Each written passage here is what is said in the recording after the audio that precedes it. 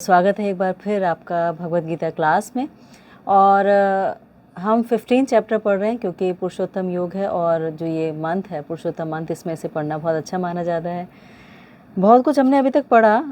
हम अभी तक 6 श्लोकास तक पढ़ चुके हैं और एक बार रिकैप कर लेते हैं आगे बढ़ने से पहले। तो हमने ये देखा कि भगवान ये शुरू करते हैं कि जो पूरा मटेरियल वर्ल्ड है ये एक पेड़ की तरह है, एक बरगद के पेड़ की तरह है और हमें नहीं पता इस कॉम्प्लिकेटेड बरगद के पेड़ की जड़ें कहाँ से शुरू हुई, कौन सी जड़ ऊपर जा रही है, कौन सी नीचे जा रही है, और ये बहुत एंटेंगल्ड है, बहुत कॉम्प्लेक्स है। तो उस कॉम्प्लेक्स पेड़ के बारे में उन्होंने बताया। उसके बाद वो बताते हैं कि ठीक है, मान लिया ये बहुत कॉम्प्लेक्स है और बहुत मुश्किल है इसमें रहना, इसमें बहुत सारी प्रॉब्लम्स हैं और कैसे कैसे हम रहते हैं, क्या चीज़ इसको पोषित करती है। जो जैसे जड़ों में पानी देते हैं तो कोई पेड़ पोषित होता है, लेकिन ये पेड़ पोषित होता है हमारे 3 मोड्स ऑफ नेचर से, यानी mode of goodness, mode of passion, mode of ignorance, जिसे सतोगुण, रजोगुण, तमोगुण कहा जाता है, उससे ये पोषित होता है। फिर वो बताते हैं कि ठीक है, एंटेंगल्ड है और अगर आप इसका स्रोत जानना चाहो, इसका सोर्स ढूंढना चाहो, तो आप अपने आप को ही पीछे लेके जाओगे। यानी आप कौन हैं, आपके पिता कौन थे, उनके पिता कौन थे, उनके पिता कौन थे, और ऐसे करते करते जहाँ पहुँचोगे वो है Brahma, because he is the secondary creator. उन्होंने ये सब कुछ क्रिएट किया, ये हमने देखा। और वो कहाँ से आए? वो आए गर्भदक्षाय विष्णु की नाभि कमल से। आपने देखा होगा कि विष्णु जी लेटे हुए, उनकी नाभि में से ब्रह्मा जी निकल रहे हैं, तो एक कमल का फूल है, उस पर बैठे हुए हैं, तो वो उससे उनकी उत्पत्ति हुई। तो अल्टीमेटली विष्णु तक वो पहुँच गए, हम पहुँच गए कारण ढूंढने में। और Vishnu is an expansion of Krishna, ये इसमें बताया गया है। तो अगर हमें ये पता लग गया है कि मूल स्रोत वो है, यानी सोर्स वो है, तो सोर्स पता लगने के बाद हमें अब क्या करना चाहिए? हमारे पास 2 ऑप्शंस हैं कि हम ऐसे जी रहे हैं, जीते रहें, या हम उस सोर्स को जानकर और ये देखें कि अब जो हम अपना प्रॉब्लम जान गए हैं, अपना सोल्यूशन ढूंढ रहे हैं, तो फिर क्या।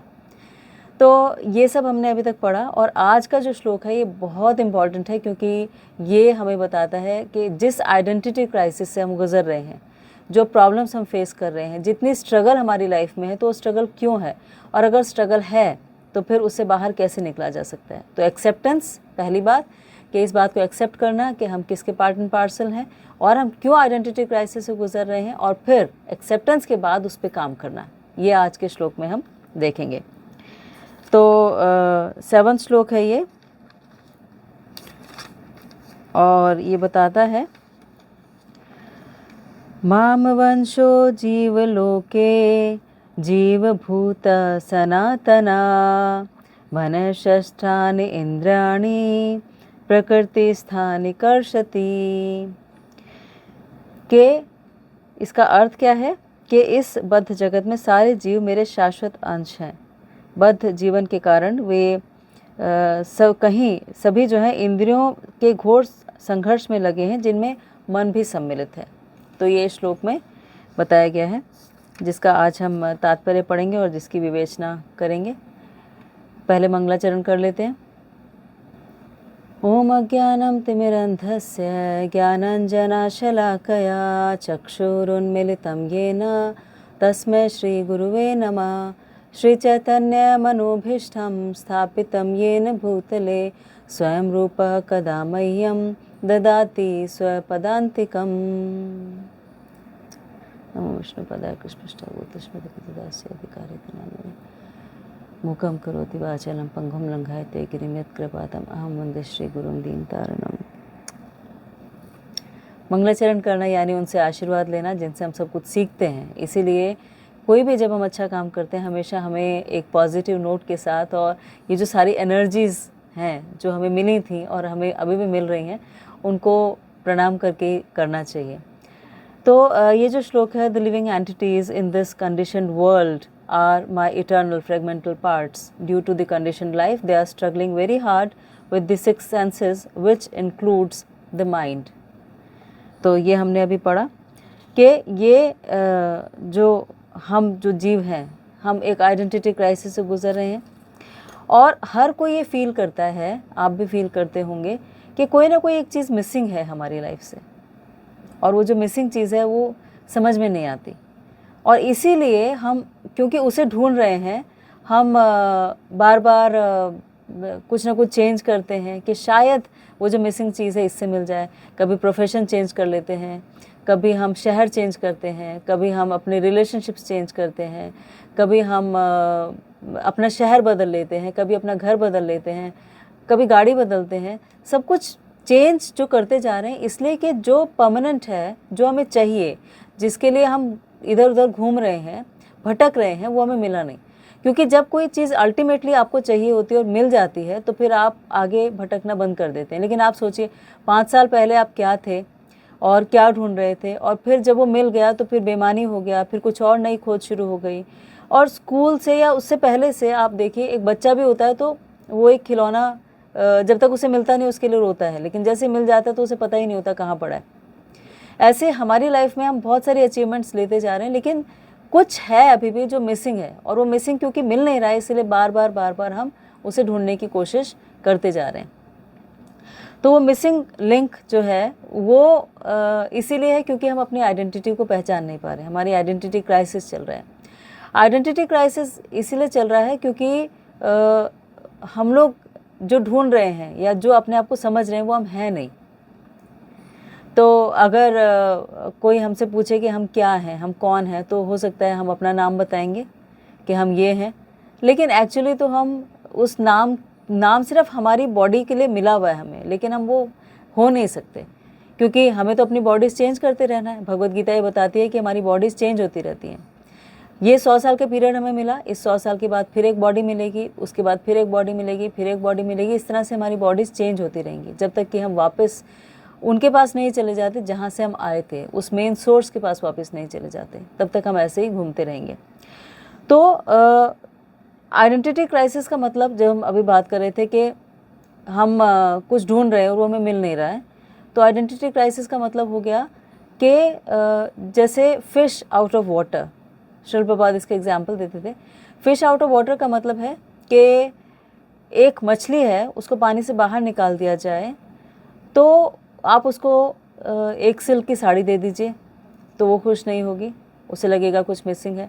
आप उसे हीरे की अंगूठी दे दीजिए तो वो खुश नहीं होगी क्योंकि उसे लगेगा कुछ मिसिंग है। आप उसे एक बहुत प्रतिष्ठित जगह पर बैठा दीजिए तो भी वो खुश नहीं होगी। आप उसे एक बड़ा घर दे दीजिए, बड़ी गाड़ी दे दीजिए, कुछ भी दे दीजिए, लेकिन वो खुश नहीं है। क्यों? क्योंकि वो उसका नेचुरल हैबिटेट ही नहीं है। अर्थ पे रहना, पृथ्वी पे रहना उसका नेचुरल हैबिटेट है ही नहीं, इसीलिए वो खुश नहीं है। और जैसे ही आप उसे पानी में डालेंगे तो ये सारी चीज़ें नहीं भी होंगी तो भी वो खुश रहेगी। इसी तरह से हम जो कुछ भी ढूंढ रहे हैं, जो कुछ भी अचीव करना चाहते हैं, जो भी नेम, फेम, प्रतिष्ठा, नॉलेज, सब कुछ लेना चाह रहे हैं, सब कुछ बहुत अच्छा है, लेकिन we are like fish out of water. पानी से जैसे एक बाहर मछली रहती है और वो मछली तब तक खुश नहीं हो सकती जब तक वो उस नेचुरल हैबिटेट में नहीं चली जाए, ऐसे ही क्योंकि हम अपने उस नेचुरल हैबिटेट में नहीं हैं, इसीलिए हम भी अभी भी खुश नहीं हैं। हम सब कुछ कर रहे हैं, हम सब कुछ अचीव कर रहे हैं, लेकिन फिर भी कहीं ना कहीं एक डिससेटिस्फेक्शन है कि नहीं, शायद कुछ और है अभी बाकी जो मिला नहीं है, शायद कुछ है जो मिसिंग है। तो वो आइडेंटिटी क्राइसिस जो है वो इसीलिए है क्योंकि हमारा जो बेसिक नेचर है, हमारी सोल की जो बेसिक नेचर है वो है परमानेंसी, और इस वर्ल्ड में परमानेंसी उसे नहीं मिल सकती।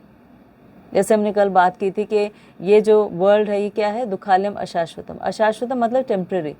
तो हम अगर खुश हैं, किसी भी तरह से हम खुश हैं, हम बहुत संतुष्ट हैं अपने जीवन से, तो भी अशाश्वतम है कि कभी ना कभी तो इसे छोड़ के जाना ही पड़ेगा। हमारी लाइफ में बहुत अच्छे रिलेशनशिप्स हैं, उनसे हम बहुत खुश हैं, सब कुछ अच्छा है, एक दूसरे के साथ कंपैटिबल हैं, बहुत अच्छी बात करते हैं, एक दूसरे को समझते हैं, लेकिन फिर भी कभी ना कभी तो एक दूसरे को छोड़ के जाएंगे। तो हम कितना भी ढूंढ लें, लेकिन हम वो जो मिसिंग लिंक है वो इस वर्ल्ड में ढूंढ ही नहीं सकते। उसके लिए हमें उन्हीं से कनेक्ट करना पड़ेगा जहाँ से हम आए थे, वहीं वापस जाना पड़ेगा। तो वो आइडेंटिटी क्राइसिस हमारा तभी ख़त्म होगा जब हम इस बात को एक्सेप्ट कर लें कि हम यहाँ पर रह रहे हैं, बट ये हमारा नेचुरल हैबिटेट नहीं है। ये नेचुरल होता तो हम इसमें खुश रह सकते थे, लेकिन हम खुश नहीं रह पाते। खुशी हमारी इंटरमिटेंट होती है कि एक दुख आया, फिर बीच में खुशी आई, उसके बाद फिर कोई प्रॉब्लम आएगी, फिर उसके बाद खुशी आएगी, फिर कोई प्रॉब्लम आएगी, फिर खुशी आएगी।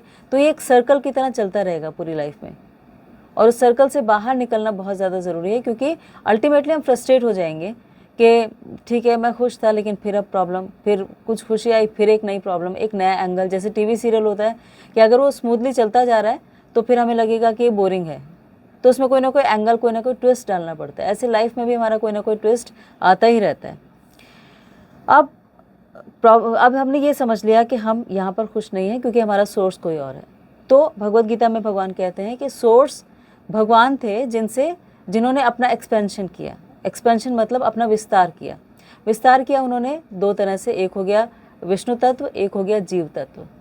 विष्णु तत्व से अवतार करके उन्होंने ये सारी क्रिएशन की, सारी सृष्टि की रचना की, और उसमें अलग अलग अवतार भगवान लेते हैं। उसे मनवंतर अवतार, युगा अवतार, गुणा अवतार, लीला अवतार, पुरुष अवतार, शक्त्यावेश अवतार, ऐसे करके बहुत सारे अवतार भगवान के होते हैं। ये कैटेगरीज हैं और इसके अंदर और बहुत सारे अवतार। और जीव तत्व जो है, जीव तत्व में जीव यानी हम आते हैं, जो भगवान के फ्रेगमेंटेड सेपरेटेड पार्ट हैं, और ब्रह्मा विष्णु महेश देवी देवता सबके सब उसी में आते हैं। ठीक है, ऐसा भगवत गीता में बताया गया है। अब कोई ये भी क्वेश्चन कर सकता है कि जब हम वहाँ से थे ओरिजिनली, हम भगवान के पास थे, उनके पार्ट एंड पार्सल हैं, तो फिर हम क्यों आए यहाँ पर दुख भोगने के लिए? क्यों यहाँ पर भगवान ने हमें भेज दिया?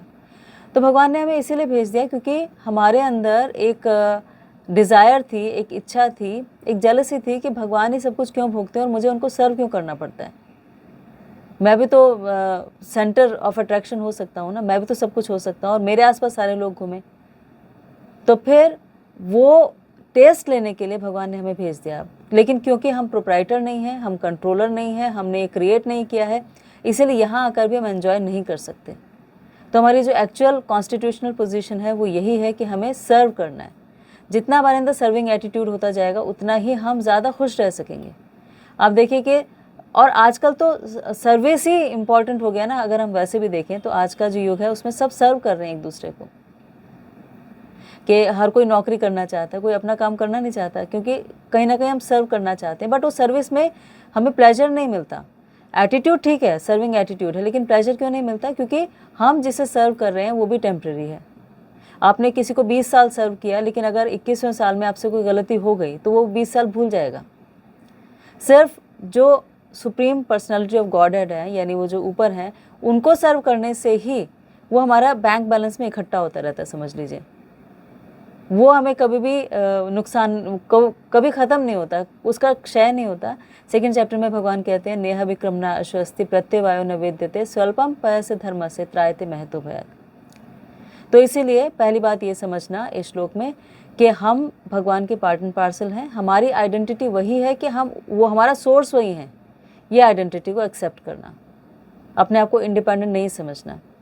तो पहला ये हो गया। दूसरा ये हो गया कि हम क्योंकि वहाँ से आए हैं, इसीलिए जो मिसिंग लिंक है वो भी वहीं मिलेगा हमें।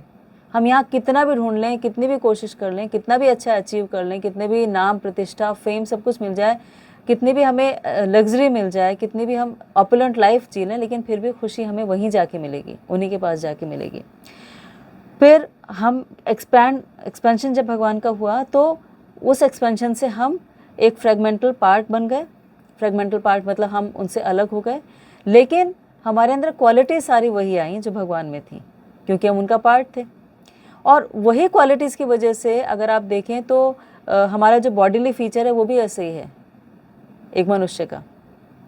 क्योंकि ब्रह्मा जी ने जब पहली बार भगवान को देखा था तो उन्होंने बोला था, ईश्वर परमय कृष्ण सच्चिदानंद विग्रह अनादिर आदिर गोविंदम सर्व कारण कारणम। तो सब कारणों के कारण वो है, तो वो परम पिता उनको हम कहते हैं। तो परम पिता अगर जैसे फीचर होंगे वैसे ही बच्चा बनता है, तो इसीलिए हम भी वैसे ही बने जैसे कि भगवान है। तो अब डिफरेंस क्या है कि हम जब यहाँ पर आए और भगवान ने हमें यहाँ पर भेजा तो अपने सारे गुण देकर भेजा। क्योंकि किसी का एक पार्ट आप तोड़ेंगे, मान लीजिए आपको कोई सैंपल लेना है, जैसे आप एक ओशन में गए, एक समुद्र में गए और समुद्र से आपने एक सैंपल लिया और सैंपल आपने इतना सा पानी लिया उस समुद्र का, तो उस पानी में सारी क्वालिटीज़ वही होंगी जो समुद्र में थी। एक सोने का पूरा एक ब्रिक थी और सोने की ब्रिक में से आपने थोड़ा सा सोना तोड़ लिया, तो सोने में सारी क्वालिटीज़ वही होंगी जो उस सोने में थी। तो वो जो सारी क्वालिटीज़ हैं जो सोने में थी और वो हमारे अंदर आ गई, लेकिन हमारे पास थोड़ी सी हैं। तो इसीलिए भगवान जो है उन्हें और इसीलिए हम अपने आप में ईश्वर भी हैं। तो भगवान में लेकिन क्योंकि वो क्वालिटीज़ कंप्लीट हैं और हमारे अंदर बस थोड़ी सी हैं, उन्हीं की दी हुई थोड़ी सी हैं, इसीलिए हम क्या हैं, हम अधीनस्थ ईश्वर हैं, या भगवान विभु हैं और हम अणु हैं। तो इस डिफरेंस को समझना बहुत ज़रूरी है। अब उन क्वालिटीज़ में से एक बहुत इंपॉर्टेंट क्वालिटी है, वो है इंडिपेंडेंस, स्वतंत्रता। हम क्यों नहीं चाहते कि हम बंधे रहें, हम क्यों आज़ादी की लड़ाई लड़ें, हम क्यों चाहते हैं कि कोई हमें रोक टोक ना करे, हम क्यों चाहते हैं कि हमारी इंटरफेरेंस होती है अगर कोई हमें कुछ कहता है, क्योंकि ये इंडिपेंडेंस भी भगवान से ही हमें मिली। अब ये इंडिपेंडेंस मिली तो इंडिपेंडेंस अब आप दो तरह से यूज़ कर सकते हैं, एक उसका यूज़ कर सकते हैं, एक उसका मिसयूज़ कर सकते हैं। एक बच्चे को अगर इंडिपेंडेंस मिल जाती है, उसके पेरेंट्स बोल देते हैं कि हम तुम्हें पढ़ने के लिए कुछ भी नहीं फोर्स करेंगे, तुम्हारी मर्ज़ी है, तुम पढ़ो, हमें सिर्फ रिजल्ट देखना है। तो बच्चा उस इंडिपेंडेंस को कैसे यूज़ करता है, उस पर डिपेंड करता है कि वो पूरा दिन मूवीज़ देखता रहता है, वो अपने फ्रेंड्स के साथ बाहर घूमने चला जाता है, वो सारा टाइम ऐसे ही वेस्ट करता है, या उसने किसी चीज़ का एडिक्शन लगा लिया। उसके पास इंडिपेंडेंस थी, उसको पेरेंट्स ने फैसिलिटीज़ दे दी, सारी इंडिपेंडेंस दे दी, लेकिन उस इंडिपेंडेंस को उसने पढ़ने में लगाया या उसने इन चीज़ों में लगाया, ये उसके ऊपर था। तो ऐसे हमारे इंडिपेंडेंस है, भगवान ने हमें इतना इंडिपेंडेंट बना दिया, जैसे कि एक गाय एक खूंटे से बंधी हुई है, तो जितनी रस्सी है उतनी इंडिपेंडेंट वो गाय है, उतने सर्कल में वो घूम सकती है। ऐसे हमारे इंडिपेंडेंस है। अब उस इंडिपेंडेंस को हम कैसे यूज़ करते हैं, हम उस इंडिपेंडेंस को मिसयूज़ करते हैं, यानी हम सिर्फ अपनी सेंस ग्रेटिफिकेशन के लिए यूज़ करते हैं। हम ये सोचते हैं कि हम जल्दी बहुत बड़े हो जाएं, तो हम उसको अलग अलग मतलब एथिक्स भी फॉलो नहीं करते, मोरालिटी फॉलो नहीं करते, हम कुछ भी काम करते हैं। या हम उस इंडिपेंडेंस को यूज़ करते हैं और समझते हैं कि हमारी कॉन्स्टिट्यूशनल पोजीशन क्या है, हमें कहाँ जाना था, हम कहाँ से आए हैं और हमें क्या करना है, what is the goal of life. तो वो गोल ऑफ लाइफ समझना उसका यूज़ है, और उसको नहीं समझना, सिर्फ ये सोच के जीना कि आज जी लेते हैं अच्छी तरह से, कल का पता नहीं होगा कि नहीं होगा, और ये सोच के जीना और सिर्फ अपनी बॉडी के लिए काम करते रहना कि आहार, निद्रा, भय, मैथुन, ये 4 काम करते रहना, यानी ईटिंग, मेटिंग, स्लीपिंग, डिफेंडिंग। तो ये उसका मिसयूज़ है। तो ये भगवान यहाँ पर बताते हैं कि हम उसे यूज़ करें या मिसयूज़ करें। अब मिसयूज़, अगर हम मिसयूज़ या यूज़ कर रहे हैं, ये डिसाइड कौन करता है या कौन इसके लिए इंस्पायर करता है, प्रेरित करता है, तो वो होता है हमारा माइंड। दोस्तों, हमारा माइंड इतना पावरफुल है कि अगर वो चाहे तो फिर कोई भी चीज़ दुनिया की हम हासिल कर सकते हैं, और अगर हम नहीं चाहें तो हम अपने घर में ही एक गिलास पानी का उठा के नहीं पी सकते। तो इसीलिए माइंड की पावर को समझना बहुत ज़रूरी है। ये माइंड ही है जो हमें इस बॉडी से नेक्स्ट बॉडी में लेके जाएगा, जो नेक्स्ट श्लोक में बताया गया है। लेकिन उस पावर को हम अंडर एस्टिमेट करते हैं, इसीलिए हम बहुत ज़्यादा कुछ अचीव नहीं कर पाते, क्योंकि हम अपने माइंड को पूरी तरह से यूटिलाइज नहीं करते। तो जो टेक्निक्स होती हैं, जैसे आपने जपा किया, आपने मेडिटेशन किया, आपने योगा किया, आपने बैठ के फोकस किया, आपने डायरी राइटिंग की, आपने अपने आप से बात की, आपने सेल्फ रियलाइजेशन किया, ये सारी टेक्निक्स सिर्फ इसीलिए हैं कि हमारे माइंड को उसकी असली पावर पता चल सके और हम उसको यूज़ कर सकें अपने बेनिफिट के लिए। अगर हम अपने बेनिफिट के लिए यूज़ नहीं करेंगे तो फिर हम 2 लेग्ड एनिमल्स हैं, क्योंकि जो एक जानवर होता है वो देखता है कि उसके आगे वाले जानवर को एक कसाई लेके जा रहा है काटने के लिए, तो भी वो आराम से घास खाता रहता है, वो ये सोचता ही नहीं कि इसके बाद मेरा भी नंबर आएगा। ऐसे हम किसी की डेथ देखते हैं तो हमें लगता है कि हाँ बेचारा अच्छा था, चला गया, लेकिन हम ये उस टाइम सोच ही नहीं पाते कि हमें भी तो इसी फेज से गुजरना है, और उसके बाद क्या। तो वो जो क्या है वो हमें क्यों की तरफ लेके जाते हैं कि क्यों ऐसा जीवन जी रहे हैं, या क्या हमें ऐड करना चाहिए।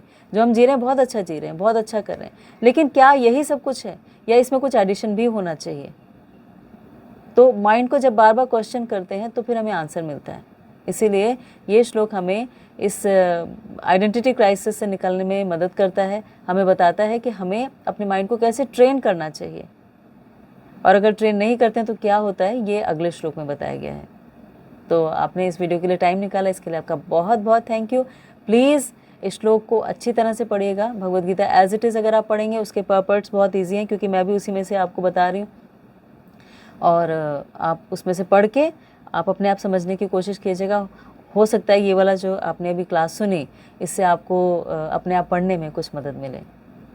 अपना बहुत ख्याल रखिएगा दोस्तों, और ऐसे ही अपनी लाइफ को बेटर करने में जो मैं हेल्प कर सकती हूँ मैं करूँगी, लेकिन अल्टीमेटली आप ही को करना है।